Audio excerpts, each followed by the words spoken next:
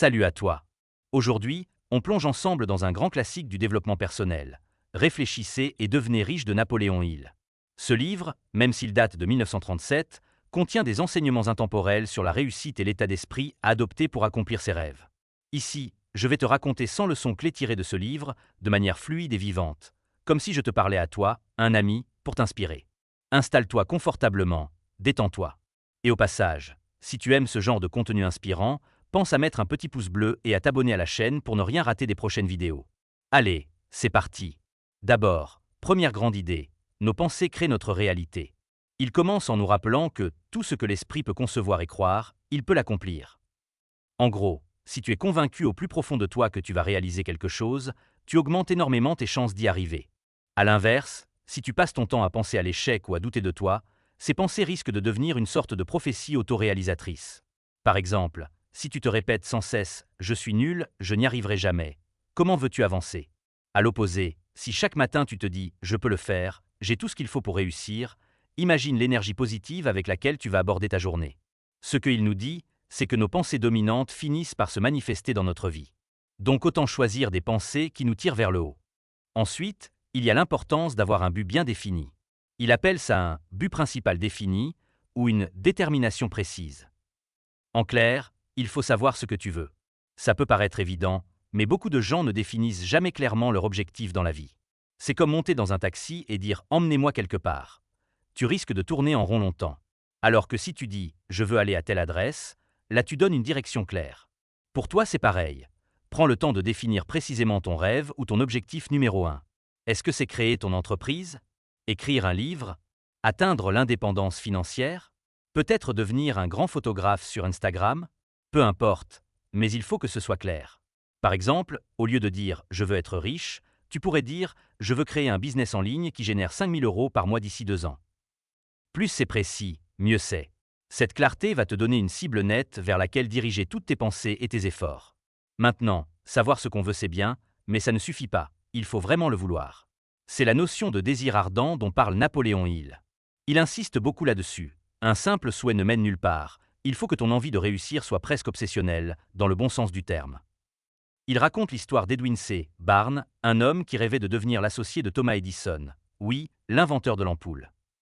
Barnes était fauché et n'avait aucun contact, mais il avait cette obsession, travailler avec Edison. Il a nourri ce désir au point qu'il a tout quitté pour aller se présenter chez Edison et proposer ses services, prêt à démarrer au bas de l'échelle. Les débuts étaient modestes, mais quelques années plus tard, grâce à sa détermination, il est effectivement devenu partenaire d'affaires d'Edison. Cette histoire montre que si ton désir est assez fort, tu trouveras un moyen, tôt ou tard. Un désir faible donne des résultats faibles, comme un petit feu donne peu de chaleur. Alors qu'un désir brûlant, lui, peut alimenter les plus grandes réussites. Il ne s'arrête pas là. Il nous donne même une méthode concrète en 6 étapes pour transformer ce désir en réalité. Je vais te les résumer parce qu'elles valent de l'or, et tu peux littéralement les appliquer dès aujourd'hui. Premièrement, définis exactement ce que tu veux. On en a parlé, sois précis. Deuxièmement, décide ce que toi tu es prêt à donner ou à faire en échange pour obtenir ce que tu veux. Et oui, on n'a rien sans rien. Par exemple, si ton rêve c'est d'être musicien professionnel, tu devras peut-être payer le prix en heures de pratique, en cours, en concert gratuit au début, etc. Troisième étape, fixe-toi une date limite, un échéancier. Un objectif sans deadline reste flou et on risque de procrastiner éternellement. Donc par exemple, d'ici le 31 décembre 2025, j'aurai sorti mon premier album, ou à la fin de l'année je lance mon site web. Quatrièmement, établis un plan détaillé pour réaliser ton objectif et commence tout de suite à mettre ces plans en action. Même si tu ne te sens pas totalement prêt, fais le premier pas immédiatement. C'est important de créer du momentum. Dès que tu as un plan, exécutant une petite partie dans la foulée, ne serait-ce que s'inscrire à une formation, passer un coup de fil, ce que tu veux, mais bouge. Cinquièmement, écris noir sur blanc une déclaration concise avec tout ça. Ton objectif précis, la date, ce que tu donneras en échange et le plan principal. Par exemple, tu rédiges « Je m'engage à ton action sacrifice et je posséderai tel résultat d'ici telle date. » Le fait de l'écrire donne déjà vie à ton idée. Enfin, sixième étape, lis cette déclaration à voix haute tous les jours, le matin au réveil et le soir avant de dormir de préférence. Et quand tu la lis, visualise-toi déjà en train de vivre l'accomplissement de ton but, ressens la joie, l'excitation, comme si c'était déjà vrai. Ça peut sembler un peu bizarre au début de se parler à soi-même dans le miroir, mais crois-moi, c'est puissant. Petit à petit, ton objectif s'imprime profondément dans ton subconscient. Ce rituel quotidien te motive et te garde focalisé.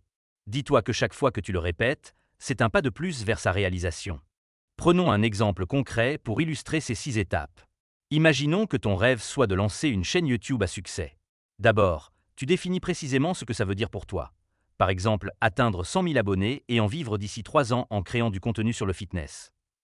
Ensuite, tu réfléchis à ce que tu vas donner en retour. Peut-être que tu vas t'engager à publier une vidéo de qualité par semaine, à te former au montage vidéo, à investir du temps chaque jour pour répondre aux commentaires, etc.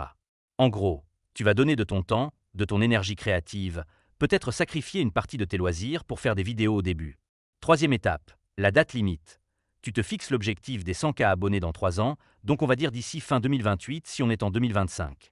Quatrième étape, le plan.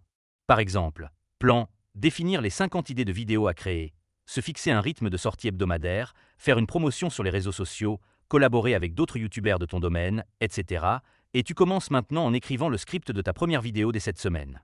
Cinquième étape, tu écris tout ça dans ton carnet, très clairement, comme un contrat avec toi-même.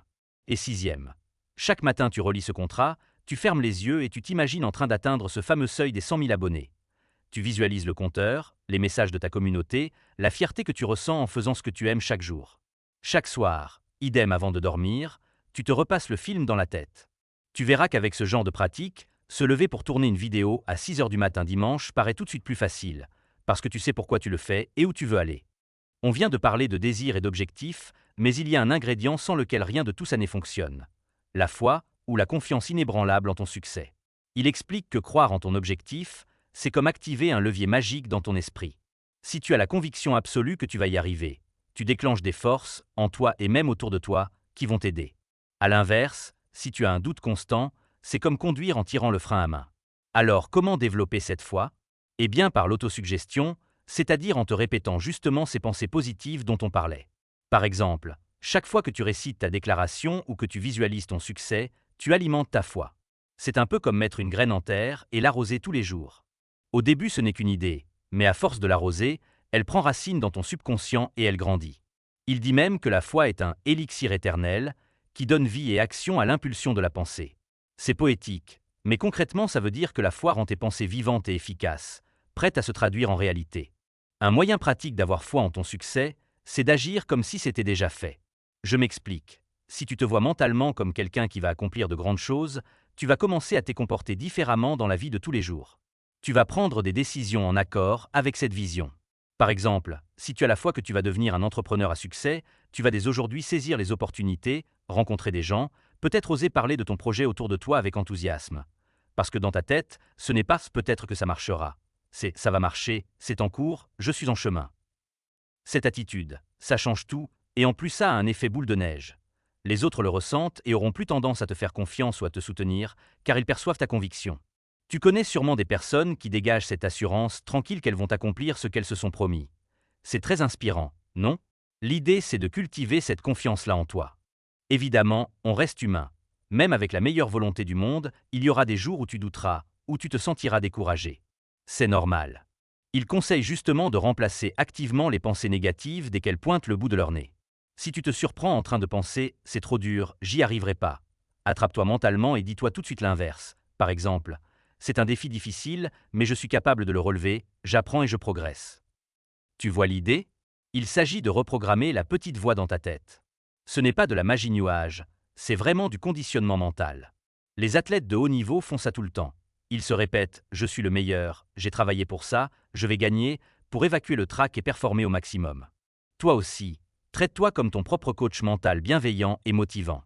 À force, ton subconscient finira par y croire. Et quand il y croit, il te le rend bien en termes de motivation, de créativité et même de perception des opportunités autour de toi. On peut voir l'autosuggestion comme un moyen d'entraîner ton cerveau, un peu comme on entraîne un muscle à la salle de sport. Chaque affirmation positive répétée, chaque visualisation de ton succès, c'est une répétition de plus à l'entraînement mental. Et les moments les plus efficaces pour faire ça, d'après Hill, c'est le matin au réveil et le soir juste avant de dormir, quand ton esprit est encore un peu entre la veille et le sommeil, plus réceptif. Par exemple, juste avant de dormir, au lieu de ruminer du stress, tu peux faire une petite séance où tu répètes ton affirmation ou tu imagines ta réussite. Tu t'endors là-dessus, et devine quoi, ton subconscient va bosser sur ces idées positives toute la nuit. C'est pas génial ça? Pareil le matin. Tu démarres sur de la motivation plutôt que de scroller ton fil d'actu qui te démoralise. C'est une discipline à prendre, mais qui peut totalement changer ta journée. Au-delà de la pensée positive et de la visualisation, Napoléon il insiste sur un point très terre-à-terre. Penser c'est bien, agir c'est mieux. Et pour agir efficacement, il faut du savoir-faire. C'est là qu'intervient le concept de connaissances spécialisées. En gros, pour réussir dans un domaine, tu dois acquérir des connaissances précises liées à ce domaine. Il fait la différence entre la connaissance générale, qui n'est pas organisée en vue d'un but précis, et donc qui a peu de valeur pour faire fortune, et la connaissance spécialisée, qui, elle, est directement utile à ton objectif.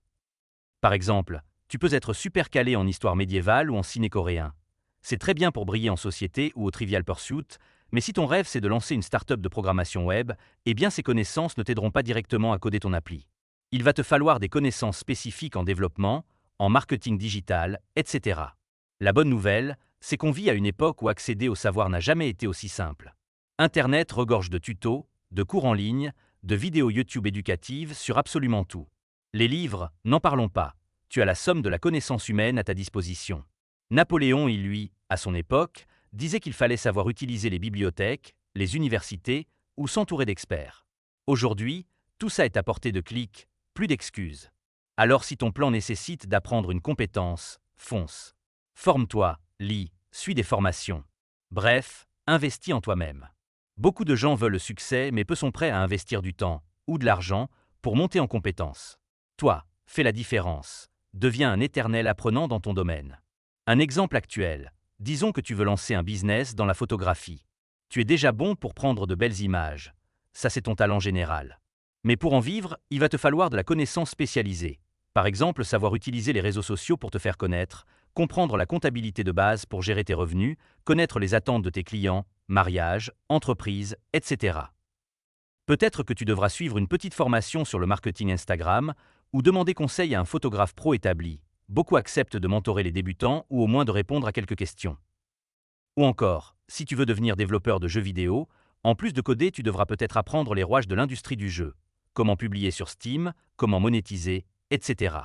Tout ça c'est du savoir spécialisé qui va te donner un avantage. Et si toi tu ne l'as pas, tu peux chercher à t'associer ou à engager quelqu'un qui l'a. L'important, c'est de reconnaître ce dont tu as besoin pour réussir dans ton domaine et de ne pas rester isolé dans ton coin avec tes lacunes. Même les génies s'entourent d'autres cerveaux. Donc retiens, sache ce que tu dois savoir, puis apprends-le ou trouve quelqu'un qui l'apportera au projet. Après la connaissance, parlons d'un moteur essentiel de la réussite, l'imagination. Il appelle l'imagination l'atelier du cerveau, où naissent toutes nos réalisations. C'est vrai, pense Y. Tout ce qui existe autour de toi, l'ordinateur ou le téléphone sur lequel tu regardes cette vidéo, la chaise sur laquelle tu es assis, l'appli YouTube elle-même, tout ça a commencé par l'idée de quelqu'un. Quelqu'un qui a osé imaginer quelque chose qui n'existait pas encore. Donc toi aussi, entraîne ton imagination. Il y a deux volets. D'une part, avoir la vision de ton objectif, on l'a déjà fait avec la visualisation, donc tu imagines ce que tu veux atteindre. D'autre part, imaginer comment y arriver, faire preuve de créativité dans les moyens. Parfois, il faudra sortir des sentiers battus. Il distingue ce qu'il appelle l'imagination synthétique, c'est-à-dire combiner des idées ou méthodes existantes d'une nouvelle manière, et l'imagination créative, plus rare, qui nous apporte des idées complètement neuves, souvent par intuition. Mais ne t'en fais pas avec ces termes. L'idée générale, c'est de prendre le temps de réfléchir, de brainstormer, d'inventer. Ne reste pas bloqué en mode « je dois faire comme tout le monde fait ». Ton plan à toi, il peut être unique, original. Par exemple, si ton but c'est d'ouvrir un café, tu peux très bien imaginer un concept nouveau, un thème insolite qui attire du monde, il y a bien des cafés à chat, pourquoi pas un café où on joue à la réalité virtuelle, etc. Laisse parler ta créativité. Ou si tu veux t'élancer dans la musique, peut-être que tu vas imaginer une nouvelle façon de diffuser tes sons, comme ces artistes qui sont devenus connus grâce à TikTok en faisant des morceaux ultra courts viraux. Pense différemment, amuse-toi à envisager plein de possibilités sans t'auto-censurer. Il y a un truc que j'adore faire personnellement, c'est tenir un carnet d'idées. Dans ce carnet, je note tout ce qui me passe par la tête, même les idées qui semblent farfelues sur le moment. Parce que l'imagination, c'est comme un muscle aussi. Plus tu la sollicites, plus elle devient vive. Alors que si tu la délaisses, tu restes dans la routine et tu ne vois plus d'options nouvelles. Essaie de réserver des petits moments créatifs dans ta semaine. Va marcher sans but précis en laissant ton esprit vagabonder sur ton projet, ou prends 30 minutes pour une session de brainstorming où tu listes sans jugement toutes les idées qui te viennent pour atteindre ton objectif. Tu verras, Là-dedans, il y aura peut-être 90% d'idées inexploitables, mais le 10% qui reste peut contenir la pépite qui te manquait. Et puis c'est ludique, ça te reconnecte avec l'enthousiasme de ton projet. Bon, on a le désir, la foi, la connaissance, l'imagination. À ce stade, il faut organiser tout ça concrètement, passer du rêve à l'action ordonnée. C'est la partie planification organisée. Comme on l'a déjà un peu abordé avec les étapes à suivre, avoir un plan est crucial. Napoléon, il insiste. Une fois que tu sais ce que tu veux, il faut tracer la route pour y arriver.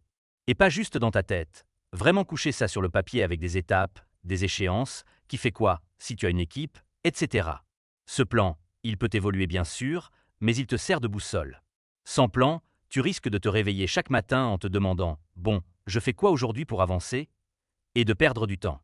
Avec un plan, tu dis « Ok, prochaine étape sur la liste, faire telle démarche ou atteindre tel sous-objectif. » C'est motivant d'écocher les étapes au fur et à mesure. Ce qui est bien dans la planification, c'est que ça te force à découper ton grand objectif en morceaux plus petits. Un objectif qui semble énorme ou lointain fait moins peur une fois qu'il est découpé en tâches concrètes. Par exemple, si mon but est d'écrire un livre de 300 pages, mon plan va peut-être être de rédiger un chapitre par mois. Du coup, chaque mois, l'objectif est beaucoup plus digeste. Ce mois-ci, écrire 20 pages sur tel thème. Et chaque semaine, je peux encore découper, etc. Ça évite de se sentir paralysé par l'ampleur de la tâche. On avance pas à pas. Il suggère également de s'entourer de personnes compétentes lors de cette phase de planification. C'est ici qu'intervient par exemple l'idée de prendre conseil auprès de mentors ou de s'associer avec des partenaires qui complètent tes compétences. Si ton plan requiert une compétence que tu ne maîtrises pas, plutôt que de stagner, mets dans ton plan trouver quelqu'un qui sait faire ceci. Par exemple, tu veux lancer une application mobile géniale mais tu n'es pas développeur? Ton plan peut inclure recruter un cofondateur développeur ou engager un freelance pour le code, tandis que toi tu te concentres sur le marketing ou le design. Savoir déléguer et collaborer, c'est vital. Personne ne réussit vraiment tout seul dans son coin, on a tous besoin d'aide à un moment. Et faire un plan, ça permet de voir noir sur blanc où tu auras besoin d'aide. Autre chose importante, une fois que ton plan est en marche, fais régulièrement le point. Vérifie les résultats, ajuste ce qui doit l'être. Ne t'entête pas dans une direction si tu vois que ça ne fonctionne pas du tout, il faut savoir adapter ton plan, tout en gardant ton objectif final constant. Il a dressé une fameuse liste des principales causes d'échec chez les gens, et dedans on trouve le manque de plan précis, mais aussi le manque de persistance à suivre le plan, ou au contraire abandonner son plan au premier obstacle. Donc il faut trouver le juste équilibre. Suis ton plan suffisamment longtemps pour en voir les effets, mais reste assez souple pour le modifier si tu identifies une meilleure approche. Pense à un GPS quand tu conduis, tu as une destination, ton but, un itinéraire, ton plan. Si une route est barrée, le GPS recalcule un nouvel itinéraire, il n'abandonne pas le voyage. Toi pareil, obstacle égal, on ajuste le plan, pas la destination. Pendant que tu déploies ton plan, il y a un ennemi redoutable à combattre, c'est la procrastination et l'indécision. Napoléon, il dit clairement, le manque de décision est l'une des principales causes d'échec. Les gens qui réussissent prennent des décisions rapidement et les changent lentement, s'ils les changent, tandis que ceux qui échouent prennent des décisions lentement et changent tout le temps d'avis. Ça fait réfléchir. Pas vrai? L'idée, ce n'est pas d'être impulsif n'importe comment, mais d'éviter de tergiverser indéfiniment. Si tu as fait tes devoirs, tu as ton désir clair, ta réflexion, tes infos, alors tranche. Même si ce n'est pas 100% parfait, décide-toi et agis. Par exemple, tu hésites depuis des mois à te lancer en freelance? À un moment, pose le pour et le contre, écoute ton intuition, puis prends une décision ferme. Ok, j'y vais, ou non, je n'y vais pas et je passe à autre chose. Mais ne reste pas coincé dans l'entre-deux, parce que pendant ce temps-là, il ne se passe rien. Un petit truc pour t'aider à décider plus vite. Fixe-toi des échéances pour tes décisions aussi. On pense à mettre des deadlines pour les tâches, mais on peut aussi en mettre pour la prise de décision. Par exemple, tu te dis « je me donne jusqu'à la fin du mois pour analyser ce projet, après quoi je prends ma décision ». Ainsi tu évites de laisser traîner des choix pendant 6 mois. Ça te met un petit stress sain pour conclure le sujet. Et dis-toi que très peu de décisions sont irrévocables. La plupart du temps, si vraiment tu t'aperçois plus tard que c'était une erreur, tu pourras corriger le tir. Mais ne pas décider, c'est souvent le pire scénario car tu subis les événements au lieu de les créer. Il y a aussi la peur de faire le mauvais choix qui nous paralyse. Mais là encore, rappelle-toi que même un mauvais choix t'apprend quelque chose et peut être rectifié ensuite. Par exemple, tu décides de partir étudier à l'étranger puis tu réalises que ça ne te convient pas? Eh bien tu rentres, ce n'est pas la fin du monde, mais au moins tu auras vécu l'expérience et tu sauras que ce n'était pas pour toi. Alors que si tu n'étais jamais parti parce que tu n'arrivais pas à te décider, tu serais resté avec ton regret et ton « et si ». Franchement, il vaut mieux des remords que des regrets, comme on dit. Au moins tu auras essayé. Une fois que tu as pris une décision, tiens bon. Ne laisse pas les autres te faire changer d'avis à tout bout de champ. Souvent, quand tu te lances dans quelque chose d'ambitieux, tu vas entendre plein d'avis négatifs ou de mises en garde du style « tu es sûr que c'est une bonne idée »,« moi je ne le ferais pas à ta place », etc. Si tu écoutes tout le monde, tu vas te noyer et probablement reculer. Il conseille de garder pour toi tes objectifs ambitieux ou de n'en discuter qu'avec des gens de confiance qui partagent ton état d'esprit, ton mastermind, en quelque sorte, on y revient bientôt. Ce n'est pas qu'il faille tout cacher, mais protège-toi des ondes négatives. Si toi tu as décidé au fond de toi que tu allais ouvrir ce restaurant dont tu rêves, et que tu as bien réfléchi à ton plan, n'abandonne pas tout parce que tante Jacqueline ou le voisin t'a dit qu'il connaissait un tel qui a fait faillite avec son resto. Leur peur ne doit pas devenir la tienne. Écoute les conseils constructifs, oui, mais fais le tri et ne remets pas en question ta décision juste parce que certaines personnes n'y croient pas. L'important c'est que toi tu y crois, et peut-être ton banquier, certes, mais là encore convainc-le avec un bon plan. À ce stade, supposons que tu as ton objectif clair, ton désir brûlant, ta foi qui grandit, tes connaissances qui s'accumulent, ton plan d'action et ta détermination à agir. Tout semble aligné, jusqu'à ce que tu rencontres les premières difficultés. Et oui, la vie n'est pas un long fleuve tranquille. Et c'est là qu'intervient l'une des qualités les plus importantes selon Napoléon Hill, la persistance ou la persévérance. Il dit que la persistance est à notre caractère ce que le carbone est à l'acier, c'est ce qui le durcit, le renforce. Sans persévérance, tout le reste s'effondre au premier obstacle venu. Il donne cette image célèbre d'un homme, c'était l'oncle de l'assureur Zéru Darby, qui creusait pour trouver de l'or et qui a abandonné à 1 mètre du filon. En gros, il prospectait dans une mine, il avait investi du temps et de l'argent, et puis ne voyant rien venir, il a laissé tomber. L'ironie, c'est que la personne qui a repris le chantier après lui a trouvé un énorme gisement d'or à quelques dizaines de centimètres là où il s'était arrêté. Cette histoire, 3 pieds avant l'or, illustre qu'on a parfois tendance à abandonner juste avant le succès. Parce que juste avant le succès, c'est souvent le moment où c'est le plus dur, où on est fatigué, découragé. Comme si la vie nous testait un coup avant de nous donner la récompense. Donc retiens bien ça, ne baisse pas les bras trop tôt. La prochaine tentative pourrait être la bonne. Regarde autour de toi ou parmi les personnalités connues. Pratiquement tous ceux qui ont accompli quelque chose de grand ont connu des échecs cuisants ou des moments de doute. La différence, c'est qu'ils ont continué quand d'autres auraient arrêté. J'aime bien l'exemple de J.K. Rowling, l'autrice de Harry Potter. Elle était au chômage, monoparentale, dans une situation difficile, et son manuscrit a été rejeté par 12 éditeurs de suite. Beaucoup auraient lâché l'affaire en pensant « bon bah mon livre n'intéresse personne ». Et pourtant, elle a persisté encore et encore. Aujourd'hui, tu connais la suite, c'est l'une des femmes les plus riches du Royaume-Uni grâce à ses livres. Autre exemple, Colonel Sanders, le fondateur de KFC. Il a démarré son business de poulet frit hyper tard dans sa vie, après 60 ans. Comme quoi, pas d'excuse de l'âge. Il a essuyé des refus des centaines de fois quand il proposait sa recette au restaurant. Pareil, il aurait pu dire « je suis trop vieux pour ces bêtises » et rester tranquille. Au lieu de ça, il s'est accroché et finalement KFC est devenu un empire. Des histoires comme ça, il y en a des tas. Thomas Edison qui a raté des milliers d'expériences avant d'inventer l'ampoule électrique qui marche, Elon Musk qui a frôlé la faillite personnelle en lançant SpaceX et Tesla simultanément, mais qui n'a pas lâché jusqu'à réussir des fusées réutilisables et des voitures électriques sexy, etc. La persévérance finit par payer. Alors concrètement, comment développer ta persévérance? Il donne un conseil simple, avoir un motif puissant, un pourquoi qui te tient à cœur. Si ton désir est brûlant et que tu as une raison profonde de vouloir ce que tu veux, cette flamme intérieure te soutiendra quand ça deviendra difficile. Par exemple, quelqu'un qui démarre un business pour assurer un avenir meilleur à sa famille, il a un moteur affectif hyper fort. Quand il aura envie de tout envoyer balader, il pensera à ses enfants et ça le remotivera. Trouve ce qui te donne de la force. Ça peut être le désir de prouver quelque chose, de réaliser un rêve d'enfance, de venir en aide à une communauté, peu importe du moment que ça te touche personnellement. Ensuite, fais en sorte de cultiver de bonnes habitudes quotidiennes. La persévérance, ce n'est pas seulement un grand geste héroïque de ne pas abandonner, c'est aussi la petite discipline de chaque jour. C'est se lever et bosser sur son projet même quand on n'en a pas envie. C'est comme s'entraîner pour un marathon. Tu cours régulièrement qu'il pleuve ou qu'il vente. Par exemple, un auteur va se forcer à écrire ne serait-ce qu'une page par jour. Un YouTuber va publier sa vidéo chaque semaine à la date prévue, qu'il soit inspiré ou pas, quitte à la refaire s'il n'en est pas content mais il respecte le rendez-vous.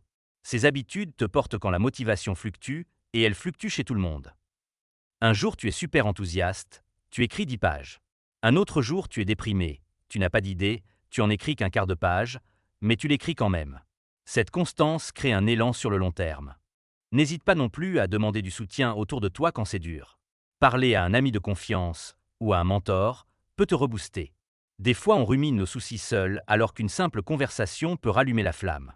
Si tu connais quelqu'un qui croit en toi, un simple « et rappelle-toi pourquoi tu as commencé », tu vas y arriver, de sa part peut te remettre sur les rails. Ça peut être ton conjoint, un collègue, ou même une communauté en ligne de personnes qui ont les mêmes objectifs.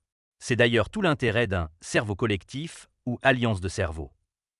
Napoléon, il considère que c'est l'un des facteurs essentiels de la réussite. L'idée est simple, s'entourer d'un groupe de personnes qui partagent ton état d'esprit ou qui poursuivent des buts similaires, pas forcément identiques, mais disons qu'elles sont ambitieuses, positives et dans un registre compatible. Quand plusieurs esprits se mettent ensemble, ils produisent une sorte de troisième esprit plus puissant. C'est un peu mystique dit comme ça, mais en pratique ça veut dire que quand tu brainstormes à plusieurs, tu as des idées que tu n'aurais jamais eues tout seul. Tu bénéficies aussi de l'expérience de chacun. Et vous vous tenez mutuellement responsable d'avancer. C'est ultra stimulant. Concrètement, un cerveau collectif, ça peut prendre plein de formes. À l'époque de Napoléon Hill, c'était des réunions physiques de businessmen ou de penseurs qui se réunissaient pour échanger des conseils. Aujourd'hui, toi tu peux créer ton propre cerveau collectif avec des amis entrepreneurs où vous vous réunissez une fois par mois pour faire le point sur vos projets respectifs et vous donner des idées. Ou peut-être es-tu dans un domaine comme le fitness, tu peux avoir un cerveau collectif avec d'autres coachs sur Facebook pour partager des stratégies. Si toi et un ami poursuivez chacun un objectif, même différent, vous pouvez vous appeler chaque semaine pour faire le bilan et vous motiver. L'idée clé, c'est de ne pas rester isolé. Choisis bien ces personnes. L'idéal est qu'elles soient positives, qu'elles aussi aient cette mentalité décroissance, et si possible qu'elles aient des compétences variées pour que chacun apporte quelque chose d'unique. Par exemple, si tu montes un projet de start-up, avoir dans ton mastermind un marketeur, un développeur, un financier, c'est top car chacun a un angle différent. Mais ce peut être plus général, du moment que vous vous poussez l'un l'autre à vous améliorer. Une autre chose importante, la bienveillance et l'harmonie dans le groupe. Il insiste qu'un groupe qui se chamaille, où les égos dominent, ne produit rien de bon. Il faut une vraie volonté de s'entraider, pas de compétition interne ou de jalousie. C'est tous pour un pour tous, en quelque sorte. On célèbre les victoires de chacun, on se serre les coudes dans les moments durs. C'est un espace de confiance où on peut parler de nos objectifs un peu fous sans craindre d'être jugé, où on peut avouer nos difficultés sans honte et recevoir de l'aide. Si tu trouves un ou deux amis comme ça, garde-les précieusement et avancez ensemble. Je reviens à un point qu'on a effleuré plus tôt. Dans ton plan, prévoir d'offrir quelque chose en échange de ce que tu veux. Ça rejoint une philosophie de service. Il en parle via ce qu'il appelle la formule QQS, qualité, quantité, et l'esprit de service, pour évaluer ce qu'on apporte. Sans trop entrer dans les détails, retiens que pour réussir durablement, il vaut mieux chercher à apporter de la valeur aux autres plutôt que juste prendre. Si tu rends un service excellent, qualité, en grande quantité et avec un bon état d'esprit, enthousiaste, prêt à aller au-delà de ce qu'on attend de toi, tu seras forcément récompensé à un moment. Par exemple, si tu lances ton business, occupe-toi extrêmement bien de tes premiers clients, même si au début tu gagnes peu. Leur satisfaction te créera soit du revenu récurrent, soit du bouche à oreille, soit juste la réputation d'être quelqu'un de fiable. Dans un job salarié pareil. Ceux qui progressent, c'est souvent ceux qui donnent un peu plus que le strict minimum, qui proposent leur aide, qui montrent du leadership. Donc n'aie pas peur d'en faire trop par rapport à ce que tu es payé. C'est comme ça que tôt ou tard tu seras payé pour bien plus que ce que tu fais. Ce n'est pas moi qui le dis, c'est un principe classique de développement perso. On récolte ce qu'on sème, et généralement en plus grand. On arrive maintenant à l'un des chapitres les plus surprenants du livre Réfléchissez et devenez riche. Celui-là, quand tu lis le sommaire, tu te dis « Mais qu'est-ce que ça vient faire dans un bouquin sur la réussite financière ?» Je parle du chapitre sur le mystère de la transmutation sexuelle. Oui, Napoléon il consacre une leçon entière à la sexualité, ou plutôt à l'énergie sexuelle. Son idée, c'est que l'élan sexuel est l'une des plus puissantes forces motivatrices chez l'être humain, et que la plupart des génies ou des leaders charismatiques savent inconsciemment canaliser cette énergie-là dans leurs entreprises créatives. Dit simplement, au lieu de laisser tes désirs sexuels te distraire ou te contrôler, tu peux apprendre à rediriger cette énergie pour booster ta créativité, ton enthousiasme et ta persévérance dans ton travail ou ton article. Alors concrètement, qu'est-ce qu'il entend par là? Il ne dit pas de devenir moine ou de tout refouler. Pas du tout.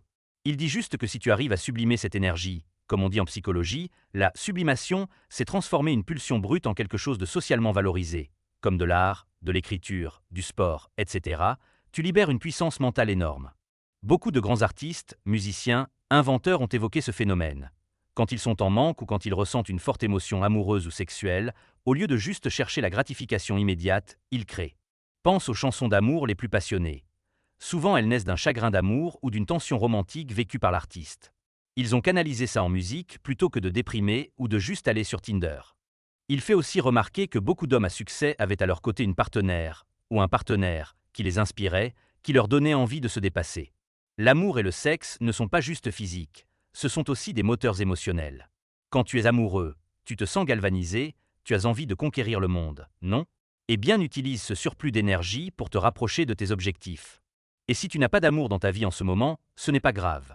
L'idée, c'est que toute cette énergie potentielle en toi, au lieu de la laisser te rendre nerveux ou déconcentré, tu la mets dans ta création, dans tes entraînements, dans ton business. Un exemple très concret. Tu es jeune, plein d'hormones, et tu travailles sur la création de ton appli. Plutôt que de passer tes soirées sur des applis de rencontres à swiper frénétiquement, ce qui peut vite devenir une perte de temps et te laisser vider d'énergie mentale. Eh bien programme. Écris du code, design tes interfaces, bref transforme cette tension en production. Ou disons que tu es en couple et très épris, ça peut aussi se traduire par un énorme soutien mutuel pour accomplir vos projets où chacun motive l'autre et tire le meilleur de cette complicité. Au lieu que la passion vous éloigne de vos travails respectifs, elle devient un carburant. Bien sûr, équilibre oblige. Il ne s'agit pas de te priver de toute vie sexuelle ou sentimentale jusqu'à réussir, ce serait extrême et probablement contre-productif car tu serais frustré. Il s'agit plutôt de ne pas tomber dans l'excès inverse où la poursuite des plaisirs te fait oublier tes ambitions. Trouve le bon équilibre et surtout, si jamais tu sens cette sorte d'énergie créatrice en toi, et elle ne vient pas que du sexe d'ailleurs, l'enthousiasme, la joie, l'excitation sont aussi des énergies très fortes. Utilise-les intelligemment. Par exemple, certaines personnes remarquent qu'elles sont hyper créatives juste après une séance de sport intense ou un jogging. C'est aussi de l'énergie transmutée. Tu as couru, tu as réveillé ton corps, et ça stimule ton cerveau. Même chose avec de la musique entraînante. Tu écoutes un morceau qui te donne la pêche, utilise ce boost pour avancer sur une tâche difficile plutôt que de le gaspiller en scrollant sur ton tel. Le livre aborde ensuite des notions plus subtiles comme le subconscient, le cerveau et le sixième sens.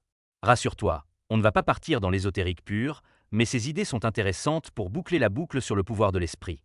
Il décrit le subconscient comme le lien entre notre esprit fini, conscient, et l'intelligence infinie, on pourrait dire l'inconscient collectif, ou une sorte de sagesse supérieure, selon les croyances de chacun. Sans aller trop loin, retiens surtout que ton subconscient enregistre tous tes travaux en arrière-plan en permanence. C'est un peu comme un immense réservoir de données et de forces qui influence tes actes sans que tu t'en rendes compte. D'où l'importance, encore une fois, de le nourrir correctement. Si tu as bien suivi toutes les étapes précédentes, tu es déjà en train de lui donner de la bonne nourriture mentale, tes objectifs clairs, tes visions positives, etc.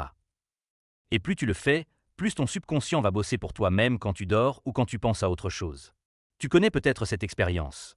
Tu coinces sur un problème, tu y penses intensément puis tu lâches l'affaire et tu vas prendre une douche, et là bing l'idée de génie ou la solution te vient d'un coup. C'est ton subconscient qui a continué à mouliner et qui t'a envoyé le résultat une fois prêt. C'est pour ça qu'il conseille de bien formuler tes désirs et de les envoyer à ton subconscient, par l'autosuggestion notamment. Ensuite, fais-lui confiance, il fera son taf en souterrain. Il y a des moyens d'influencer volontairement ton subconscient. Par exemple, il dit de mêler toujours beaucoup d'émotions à tes pensées pour qu'elles marquent le subconscient. Les émotions fortes, surtout positives comme l'amour, la foi, la joie, ont un impact énorme. Donc quand tu visualises ton succès, fais-le avec enthousiasme. Quand tu affirmes « je vais y arriver », ressens-le avec passion. Ton subconscient, lui, se fiche un peu que ce soit vrai ou faux dans l'absolu, il prend ce que tu lui donnes pour de la réalité. C'est presque comme un enfant crédule ou comme Jarvis l'IA qui exécute les commandes qu'on lui donne. Donne-lui donc les bonnes commandes. Il mentionne aussi que les pensées négatives peuvent polluer le subconscient si on les laisse entrer. C'est comme un jardin. Les mauvaises herbes, peur, colère, jalousie, etc. peuvent envahir si tu n'en prends pas soin. À l'inverse, si tu entretiens ton jardin mental avec des graines de pensées positives et que tu arraches les mauvaises herbes dès qu'elles poussent, tu auras un terrain fertile pour tes projets. Donc protège ton esprit des influences négatives. Ça veut dire concrètement, évite de passer trop de temps avec des personnes tout le temps négatives ou qui se moquent de tes ambitions. Évite de te gaver de nouvelles anxiogènes 24 heures sur 24 qui te font voir tout en noir. Choisis ce que tu lis, ce que tu regardes. Sans vivre dans une bulle, tu as le droit de limiter l'entrée des toxines mentales. Un autre concept fascinant de Hill, c'est que notre cerveau émettrait et recevrait des vibrations de pensée, un peu comme une radio. Dit comme ça semble perché, mais aujourd'hui on pourrait faire un parallèle avec l'idée que ton attitude et tes pensées influencent ta posture, ton langage non verbal, et même un certain quelque chose qui se dégage de toi. Ce que certains appellent les ondes, l'énergie ou tout simplement l'ambiance que tu crées. Tu as peut-être remarqué, quand tu es super motivé, optimiste, on dirait que des opportunités viennent à toi plus facilement. Est-ce magique? Peut-être pas. C'est juste que tu es plus réceptif, tu vas plus vers les autres, tu oses plus, et du coup, oui, tu attires plus de choses positives. À l'inverse, les jours où tu broies du noir, tu vas avoir tendance à tout voir en négatif et à passer à côté des chances. C'est un peu l'idée des fréquences du cerveau. Si tu vibres sur la fréquence succès, confiance, enthousiasme, tu captes les stations opportunité, solution, alliés. Si tu réglais sur peur, plainte, colère, tu ne recevras que du brouillage ou des stations déprimantes. Donc, sans tomber dans le mysticisme, veille à garder ton esprit accordé sur les bonnes ondes. Par exemple, cultive la gratitude, reconnaître ce qui va bien. Ça te met direct sur une fréquence positive. Ou écoute de la musique qui te motive pour rester dans une vibe constructive. Ce sont des petits hacks pour influencer ton humeur et donc, indirectement, ce que tu vas percevoir du monde.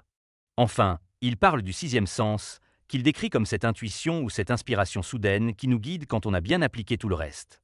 Il dit que c'est comme la porte d'entrée du temple de la sagesse. En gros, le niveau où tu n'as même plus besoin de réfléchir consciemment, tu sais quoi faire, parce que ton esprit est tellement bien entraîné qu'il t'envoie les bonnes solutions de façon presque automatique. Ce sixième sens, on pourrait l'appeler l'intuition. Par exemple, tu as sûrement déjà eu un feeling, un pressentiment qui s'est avéré juste. Dans le business ou les projets, l'intuition joue un rôle réel. Beaucoup de leaders disent « J'ai senti que c'était la bonne décision, je ne peux pas l'expliquer rationnellement mais je le sentais ». Ce n'est pas magique, c'est ton cerveau qui a accumulé plein d'infos et d'expériences et qui te donne une conclusion sans passer par la case logique formelle. Plus tu vas acquérir d'expérience, de connaissances, plus tu es passionné par ce que tu fais, plus ton intuition dans ce domaine sera fiable et aiguisée. Il raconte même qu'il s'imaginait avoir un conseil invisible constitué de personnages illustres comme Edison, Lincoln, etc., avec qui il conversait en imagination pour chercher des idées et des conseils. C'était un exercice mental pour stimuler son inspiration. Toi, tu n'es pas obligé de pousser jusque-là, quoique ça peut être drôle d'imaginer un conseil de mentors idéaux dans ta tête, pourquoi pas. Mais tu peux retenir que quand tu nourris bien ton esprit, il finit par te souffler des réponses inédites sans que tu aies à forcer. C'est un peu la cerise mystique sur le gâteau de cette philosophie. À un certain point, tu auras des eureka qui te sembleront venir de nulle part. En réalité, c'est le fruit de tout ton travail mental combiné à ton subconscient et ton ouverture d'esprit.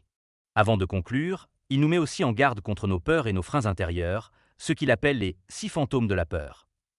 On les a déjà plus ou moins abordés. Il s'agit de la peur de la pauvreté, la peur de manquer d'argent, qui empêche de prendre des risques ou qui fait penser en mode limitation, la peur de la critique, le fameux « que vont penser les autres si j'échoue ou si je fais quelque chose de différent ». La peur de la maladie, la peur de perdre l'amour de quelqu'un, la peur de la vieillesse et la peur de la mort. Bon, les dernières peuvent sembler un peu éloignées de notre sujet, mais dans la tête de Hill, pour être vraiment maître de ton esprit, il faut évacuer toutes ces craintes qui te paralysent. Par exemple, la peur de la critique peut t'empêcher de tenter quoi que ce soit d'innovant. Dis juste parce que tu redoutes le jugement d'autrui. Combien de personnes n'osent pas lancer leur chaîne YouTube ou partager leur art parce qu'elles se disent « mes amis vont se moquer » ou « si ça fait un flop, je vais passer pour un idiot ». C'est triste, parce que ça étouffe leur potentiel. Idem, la peur de la pauvreté peut paradoxalement t'enfermer dans la pauvreté. Si tu as tellement peur de perdre de l'argent, tu n'investiras jamais en toi, tu n'oseras pas changer de job, tu resteras dans une pseudo-sécurité qui n'évolue pas. La peur de la vieillesse ou de la mort, c'est avoir constamment l'angoisse du temps qui passe, ou se dire « c'est trop tard pour moi ». Alors qu'on l'a vu avec Colonel Sanders ou d'autres, l'âge n'empêche rien tant que tu restes jeune d'esprit et enthousiaste. Et la peur de perdre l'amour, ça peut être la jalousie ou la dépendance affective. Ça aussi, ça détruit la concentration et la paix intérieure nécessaires pour avancer. La clé pour chasser ces peurs, c'est de les remplacer par l'opposé positif. La peur de la pauvreté par une mentalité d'abondance. Croire qu'il y a des opportunités de richesse infinie si on les crée et qu'on mérite sa part du gâteau. La peur de la critique par la confiance en soi et l'indépendance vis-à-vis de l'opinion des autres, être tellement focus sur ton but que tu n'entends plus les moqueries ou que tu t'en fiches. La peur de la maladie par une attitude saine vis-à-vis de ton corps. Bien manger, bouger, et ne pas devenir hypocondriaque dès que tu as un pet de travers. S'occuper de sa santé oui, en avoir peur non. La peur de perdre l'amour par l'amour-propre et la compréhension que l'amour est multipliable. Perdre quelqu'un n'empêche pas de trouver de l'amour ailleurs ou différemment. Et puis si tu te respectes toi-même, tu n'accepteras pas des relations toxiques juste par peur d'être seul. La peur de la vieillesse par l'enthousiasme à chaque étape de la vie. Chaque âge a ses opportunités. Si tu restes curieux et actif, tu ne vieillis pas vraiment, tu gagnes en expérience. Et la peur de la mort par une forme de sérénité spirituelle ou philosophique. Chacun la trouve où il veut. Ça peut être la religion, ou se dire qu'on survit à travers nos œuvres enfants, ou juste accepter que la mort fait partie de la vie et donc vivre d'autant plus pleinement tant qu'on le peut. Je sais, ça fait beaucoup d'aspects presque développement personnel global, Mais il avait une vision holistique. Pour réussir et être heureux, il ne suffit pas juste de vouloir de l'argent, il faut aussi travailler sur soi pour se débarrasser de tout ce qui nous sabote intérieurement. Et c'est un peu ça le message final du livre. Le véritable contrôle que tu as, c'est le contrôle de ton propre esprit. Tout commence et finit par là. Napoléon, il dit, vous avez un contrôle absolu sur une seule chose, vos pensées. C'est le fait le plus significatif et le plus inspirant, car c'est la seule chose sur laquelle vous pouvez bâtir votre destinée. Donc voilà, la 100e leçon que je veux te laisser, c'est que tu es maître de tes pensées. Et en changeant tes pensées, tu peux changer ta vie. Ça paraît être un cliché de poster Instagram, mais appliquer sérieusement, c'est révolutionnaire. Imagine un instant la personne que tu pourrais devenir en appliquant toutes ces idées. Tu aurais un objectif clair qui te tire du lit le matin avec le sourire, une confiance inébranlable en toi-même. Tu passerais à l'action là où avant tu hésitais, tu continuerais là où d'autres abandonnent, tu apprendrais de nouvelles choses sans cesse, tu serais entouré de personnes qui te motivent, tu convertirais mémets émotions fortes en carburant pour tes rêves. Forcément, avec un tel état d'esprit, ta réussite financière, professionnelle, personnelle, tout ce que tu veux, ne serait plus une question de si, mais de quand. Et en plus, tu vivrais avec plus de sérénité, parce que tu saurais que quoi qu'il arrive, tu as toi les ressources mentales pour t'adapter, rebondir et avancer. Voilà, on a fait un bon tour d'horizon de Réfléchissez et devenez riche et de ces 100 enseignements clés. J'espère que cette longue conversation t'a non seulement éclairé sur le livre, mais surtout t'a donné envie de passer à l'action dans ta propre vie. N'oublie pas que lire ou écouter des principes c'est bien, mais ce qui compte c'est ce que tu vas en faire concrètement dès que cette vidéo se termine. Peut-être qu'il y a une idée ou deux qui t'ont particulièrement parlé, alors applique-les dès aujourd'hui. Même un petit pas, c'est un pas dans la bonne direction. En tout cas, merci d'avoir suivi jusqu'ici. Si ça t'a plu ou inspiré, n'hésite pas à laisser un like pour le faire savoir, et partage cette vidéo à quelqu'un qui pourrait en avoir besoin. Abonne-toi à la chaîne si ce n'est pas déjà fait pour rejoindre cette aventure vers une vie plus riche et épanouie. Riche pas seulement en âge, mais en expérience et en accomplissement. Je te dis à très bientôt pour une prochaine vidéo. En attendant, prends soin de ton état d'esprit. Et comme le dirait Napoléon, tout départ réussi commence par un esprit positif. Alors, à toi de jouer, et fonce réaliser tes rêves.